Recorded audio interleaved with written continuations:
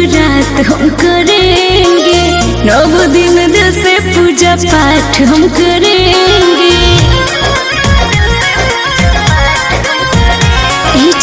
सुनिए सैया नवरात हम करेंगे, 9 दिन दिल से पूजा पाठ हम करेंगे।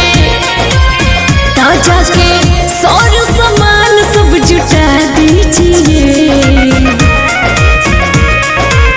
पैसा के दिक्कत भइल बड़ धनिया, नैहर से अपना मंगा लीजिए। पैसा के दिक्कत भइल बड़ धनिया, नैहर से अपना मंगा लीजिए।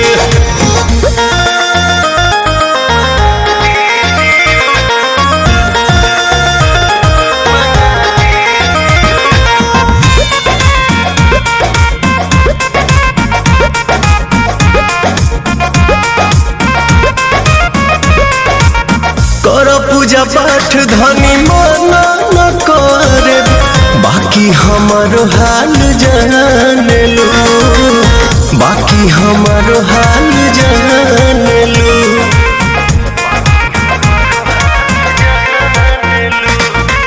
6 महीना से बैठल बानी, कुछो छुपल नहीं के मान लो।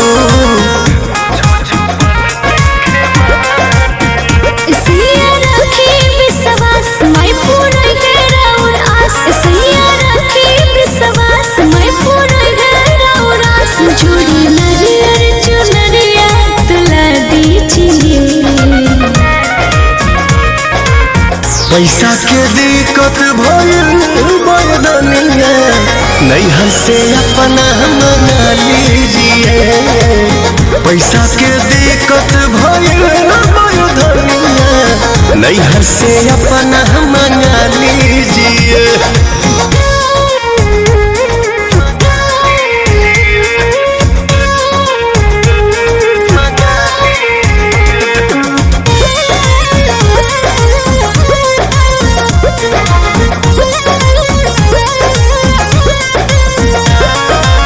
फोनमा लगावे अपना मम्मी से कहा, कुछ रुपया उधार दिए, कुछ रुपया उधार दिए।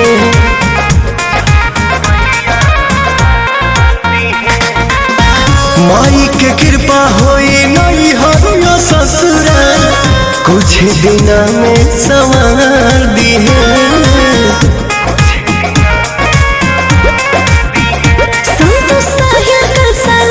भजन पवन से गवई है, संत साहिल कर सालई है, भजन पवन से गवई है। टेंशन छोड़िए मैया में ध्यान लगा लीजिए। पैसा के दिक्कत भइल बड़ धनिया, हंसो भर दिया वे जला लीजिए। पैसा के दिक्कत भइल बड़ धनिया, हंसो भर दिया वे जला लीजिए। पैसा के दिक्कत भइल बड़ धनिया, नैहर से अपना मंगा